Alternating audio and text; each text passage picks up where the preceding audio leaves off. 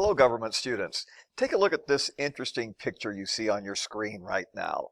I want you to try to figure out what this thing is. And let's look at a couple of elements on this picture. Up here at the top, we see 30 shillings. Of course, shilling is a type of money. We see a date, August 18th, 1775. We see some written words up here. It says, issued in defense of American liberty. And beneath that, we see some stuff written in Latin. And if you were a Latin speaker, you would know that that would be loosely translated into this. She seeks a quiet peace under liberty. You see a man that's obviously dressed in 18th century clothing, colonial type clothing. He's holding a sword in one hand, and then in his left hand, he's holding a document which is called Magna Carta.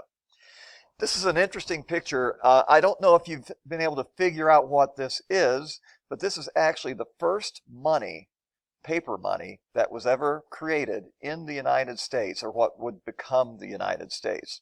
It was printed by none other than the silversmith and printer Paul Revere, but this is the first money that was ever printed in the United States. And that tells you something about the state of affairs in Massachusetts, where this money was created in 1775. The Revolutionary War was starting. And basically what's happening here, the American colonists, of course, by printing money, they're making a very bold statement that we are separating from England. And what they're really saying, too, by holding Magna Carta. Magna Carta is a document of the British history which really started Britain on the road to representative government. And you could interpret this as saying that the American colonists are simply asking for what already exists in England. England has representative government, England has the Magna Carta, and the American colonists are asking for the same. An interesting piece, and what I wanted to show you this for is because it sort of leads us into our topic today, which is our British or our English heritage. So, let's get started with some notes. These notes are going to be on America's English heritage, and that is the flag of England you see. You may be more familiar with the Union Jack flag, which is actually a combination of the English flag and the Scottish flag. So, let's get going. There are three main documents we're going to look at today in this presentation. And all of these documents really create what we would call limited government or constitutional government. The first of these documents is Magna Carta. Then we will look at the Petition of Right, and then the English Bill of Rights. So, let's take a look first of all at Magna Carta. And Magna Carta does take the first step in giving Britain and ultimately the United States representative government. Magna Carta was signed in 1215, and it limited the king's absolute power. It does introduce representative government and trial by jury. In the Magna Carta, it gave the barons, that is the aristocrats, the right to advise the king in his great council. By 1236, the Great Council has been changed to something called the Parliament. That word Parliament is interesting because Parliament comes from the French word parlement, and parlement in French means to discuss, to deliberate. And so the Parliament is a place where people would discuss the issues of the day. They would deliberate on the various issues of the day.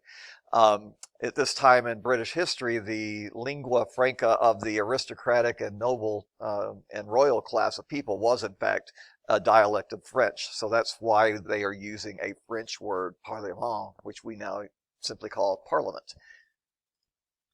By 1332, Parliament had become a bicameral legislature. We've used that word bicameral before. It means two chambers. And the bicameral legislature then included the House of Lords, that would be the aristocratic class, as well as a new House of Commons. The House of Commons at this time in British history wasn't really the same as it is today, but it was really a House of Parliament which would have represented the tradespeople, the guilds, the trade guilds that would have existed in the towns at that time. Later, the House of Commons comes to represent all the common people, not just the tradesmen and artisans.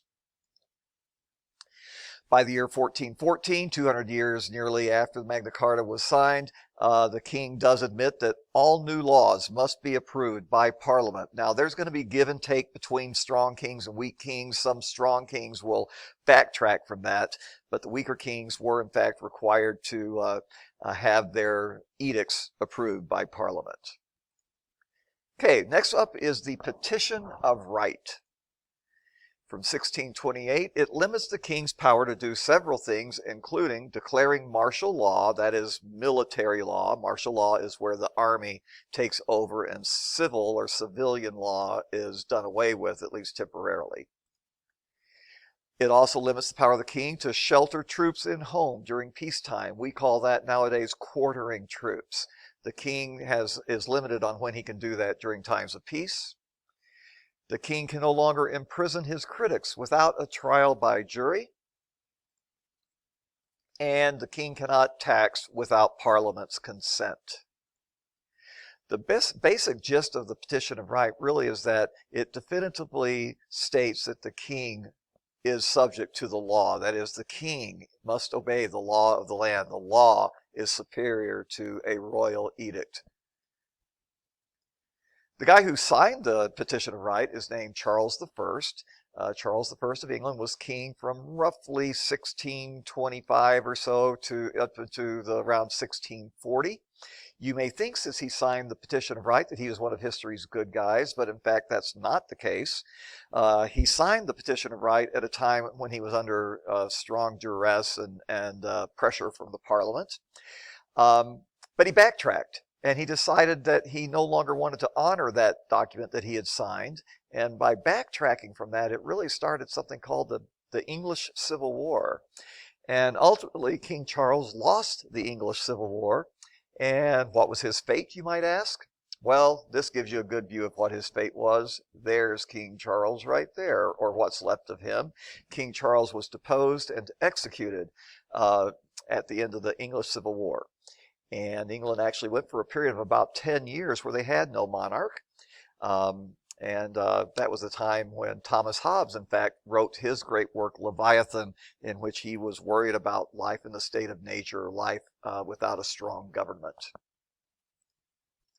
Okay, the next item we want to talk about is the English Bill of Rights. This is the third of the major documents that provided England their representative government and civil liberties. It was the result of the Glorious Revolution of 1688. That's a year I'd like you to remember. I'm not big on remembering years in this presentation, but 1688 is an important year. It's almost as important in England as the year 1776 would be in the United States. And it's called the Glorious Revolution because, well, really for two reasons. A, it was relatively bloodless. I mean, there was bloodshed in this revolution, but as revolutions go, it was relatively bloodless. And B, there was a very religious overtone to this revolution, religion in the sense of Protestant versus Catholic, and ultimately the Protestants won in this revolution. There's King James II, who was deposed in the Glorious Revolution. It's kind of an interesting story about him. He married a 15-year-old girl. When King James was already, he was a widower. And at the age of 42, he married a 15-year-old girl, a Catholic princess. This Catholic princess had difficulty having children. And she had literally about 9 miscarriages or instances where the child never aged beyond toddlerhood. I believe the oldest child that she had made it to about 5 years old before passing away. Most of them passed away either at birth or by miscarriage or within the first couple of weeks of their lives. So it was generally considered that she was unable to produce an heir.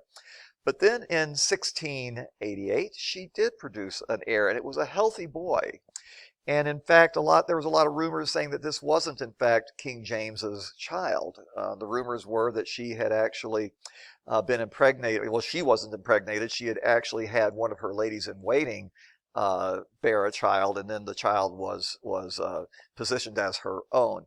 That's probably not true, but nevertheless, it was a very firm rumor, and it started the Glorious Revolution that they wanted to get rid of this king, and King James himself was a Catholic. And the Protestants rose up because they felt that this baby was going to create a new Catholic dynasty, and England by this time was very firmly Protestant. There's his young 15-year-old bride, Mary of Modena. And there's a song you might know. We call it Rockabye Baby, but Hushabye Baby in the treetop are the original British words. And many people believe that this song is referring to the baby that she gave birth to, which would have created that Catholic dynasty. And in the words, the wind that's referred to is the wind of revolution. When the bough breaks, the bough is a tree limb, and that refers to the family tree of the Stuart dynasty, King James's family dynasty. And that dynasty is going to break, and the cradle will fall. That is, he and his newborn baby will fall. They will not rule England. Kind of an interesting interpretation of that song. King James was replaced by William and Mary. Mary was actually James's daughter by his first wife, and she was Protestant. And she married a Protestant prince from the Netherlands area, and they became king and queen of England, establishing firmly the Protestant rulership of the dynasty in England. And in order for them to become king and queen, though, they had to sign the English Bill of Rights. Let's take a look at a couple of things from the English Bill of Rights. First of all, Parliament very clearly has supreme power now, not the king. The British subjects may have arms for defense, as allowed by law, but this only applied to Protestants. But this is the beginning of the idea of the right to bear arms. Freedom of speech is allowed in Parliament. You can basically say whatever you want to say in Parliament, even criticize the king in very strong words. There's no excessive bail. That's also contained in the American Bill of Rights. In other words, bail is money that you would pay to stay out of prison while you're awaiting your trial. That bail cannot be excessive. No cruel or unusual punishment. This is the point in English history when torture is outlawed. Prior to this time, torture was used in England, but not anymore after this. Okay, we're going to wrap it up by just talking about some other concepts that the British colonists brought to America. These are concepts that the British were very, very familiar with that grew out of these three documents we've just discussed. And they're going to bring these concepts to America, and when America becomes self-governing, these concepts will play a big, important role. So first of all, ordered government. The duties of the government are clearly defined. That's ordered government. In addition, you're going to have a lot of governmental positions and terms that are going to be brought into the United States from England. So counties, townships, sheriff, coroner, justice of the peace, all of these are terms that were very, very commonly used in England. Now they are commonly used in America as well. By the way, a county is simply a geographic area that in England would have been overseen by a count, that aristocrat called a count. There's also limited government, that the powers of the government will be limited by law. And by law, we're talking about constitutional law. The Constitution will limit the powers of the government. And finally, representative bicameral government. The British were very, very, of course, familiar with bicameral government through their parliament. We're going to also carry that over into the United States, bicameral government. So these three concepts, ordered government, where the duties of the government are very, very clear and well-defined, limited government, where the powers of the government are, in fact, limited by law, and representative government. The people will be represented in their government. It will not be a capricious government of a king, but it will be a government of the people. And with that, we will stop this presentation on our English heritage. Be sure to check Canvas for any assignment that might be there.